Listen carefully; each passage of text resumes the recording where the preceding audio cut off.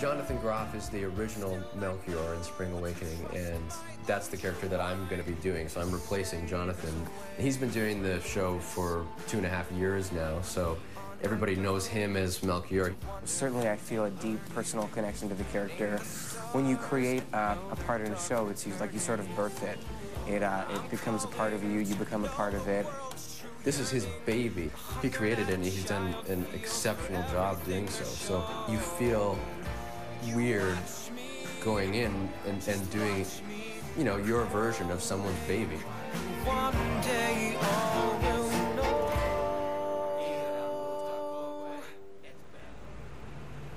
Today is Kyle's first day of rehearsals, but before getting started, he meets with director Michael Mayer in his Midtown apartment. Thanks for coming up, down, over, from wherever. You want a coaster? We have worked very hard over the years to create a real hero's journey for the character of Melchior. And so the show that exists now is really unthinkable without that boy at the center of it. This is, you know, a kind of historic moment for our show because Jonathan, he's been the only Melchior we've ever had. Yeah, sure. In this particular instance, because we have so little time, you have no choice but to just jump in with both feet. And sometimes I think that's actually the best way to do it. You just throw yourself into it and don't think too much about it. It's a lot of pressure, but the fact that he wants it, he's ready for it, and he's got that hunger. You can't buy that kind of experience. That's gold. Even though you're young, you are kind of the leader. And Melchior is the leader of these kids. He's got the moral center. It's unusual for a young person to have that kind of responsibility. Yeah, it is weird, yeah. I'm so used to touring with band members that are 35 years old when I'm, you know, 15 to 20, and so I understand what you're saying. Yeah, you're so comfortable. You're such an animal on stage that way, which is fantastic. But leading a company is the other thing. Innately, the other actors will look to you. After a tutorial with the stage manager to learn the basics, Kyle is thrown right into the fire to rehearse with key cast members.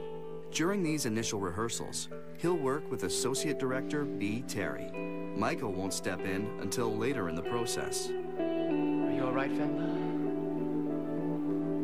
Something started crazy, sweet and unknown.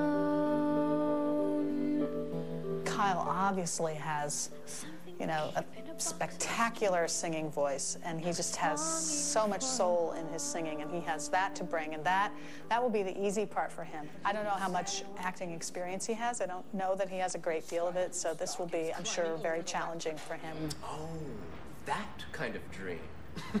The talks you never had, the Saturdays you never spent, all the grown-up places you never went. Oh. The great thing about Melchior is that he's really a lot like me. What's more difficult for me, because I haven't spent years training as an actor, is the little stuff, like just thinking about why I'm doing this a particular scene. Why am I haunted by the legs of a woman? By the deepening conviction, some dark part of my destiny may lie there between them. All right, then. I'll tell you everything. I got it out of books. But prepare yourself. It made an atheist out of me. Moritz is tormented by puberty, and the change is happening in his body, in his mind, all around him. His best friend is Melchior, who is his only anchor.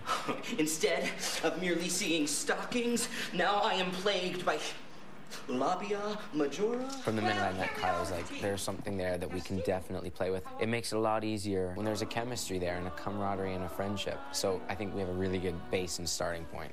Do you have any idea what you're saying, Herr Stiefel? If you please. It was clear that he'd already been spending a lot of time with this script. The challenge for Melchior is that he is so fiercely intelligent. I mean, he's such a fiery character. You watch me. Grabbing onto that that fire of Melchior is going to be his challenge. This is it. In this place where I'm going, there are no more lies. Yeah. You know, you just Right. tearing it open and revealing the truth. Yeah. Okay. Yeah. The most difficult thing for me, because I'm not a trained actor, is to be instinctive on stage. Yes! It's so easy to just memorize lines and to go, oh, I got the whole show, I know where to be and what to say. But it's about 1,000 times deeper than that when you start talking about why are you saying those things. B has opened up this whole brilliant world for me that I'm just learning.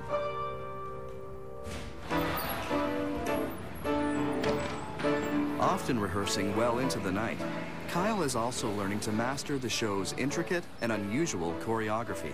Sharp. Okay. Exactly. I see. Okay. Exactly. Great. Cool. One more time. Yep. Nice. Spring Awakening is not your typical dance show. Oh God, what a bitch.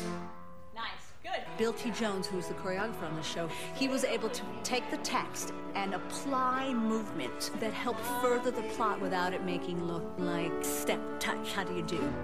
It's very unique. It's very, very different. There's lots and lots of room for interpretation. The first dance rehearsal, you know, I'm sitting there doing these moves that I've never done before, and I'm trying to learn them as well as I can. It's just a matter of me understanding that art and really have a great new appreciation for the choreography of the show.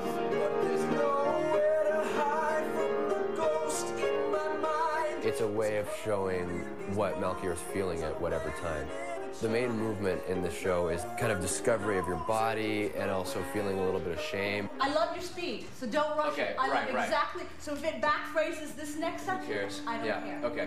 When you're put into a show that's already a running machine, you have to work faster because you have to play catch up to everyone else on that stage. It's like, get it! I want it off me. I want that off me. Get it off me. Rehearsals have been really, really great. The learning curve is so fast and so fierce. Every day I'm getting 100 times better. Everyone is really an expert in the field, so I'm just kind of being thrown in there as a newbie, and they're molding me into something. It's going well.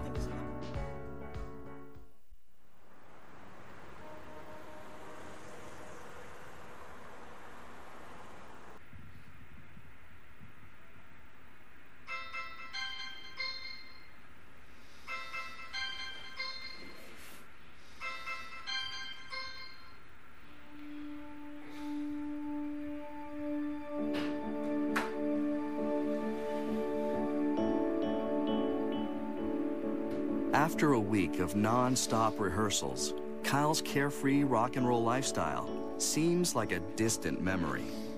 Being in one place for longer than, honestly, a few days is weird for me. I kind of feel a little lonely. I feel like, oh, I'm this cool nomad kind of guy. I tour around all the time. I don't have any friends. But when I'm rehearsing and coming back home at night and eating and watching a little TV and going to sleep and then repeat pattern, I feel a little lonely. You don't have that neighbor who's your buddy who you can go over to and have a glass of wine with. I've been working a lot on my own time, which is difficult because it's so inward and, for lack of a better word, a little boring because you're just by yourself and there's so many other things you could be doing with your day, but you have to sit alone and just run over the lines in your head. And a lot of times I don't even speak. It's honestly just sitting there and just imagining the scene. While the new routine is a grind, Kyle's hard work is paying off. He's also developing a bond with fellow actor Alexandra Sosha, who will be taking over the role of Vendela, Melchior's love interest. He was watching it and he was like, you have to go in for Spring Awakening. You are totally Moritz. And so I was like, awesome. Like, hey, guess what? I'm a rock guy. Alexandra's great. She's just a little sweetheart. She's so cute and little and tiny. The first little while, I think we were both just doing our own thing. We were both reading our lines. And as we got to know each other off stage, we became more comfortable on stage. Working with Kyle has been great. With every rehearsal, he comes in and he's made progress. You can tell that he listens to everything and goes home and does his homework and is working so hard.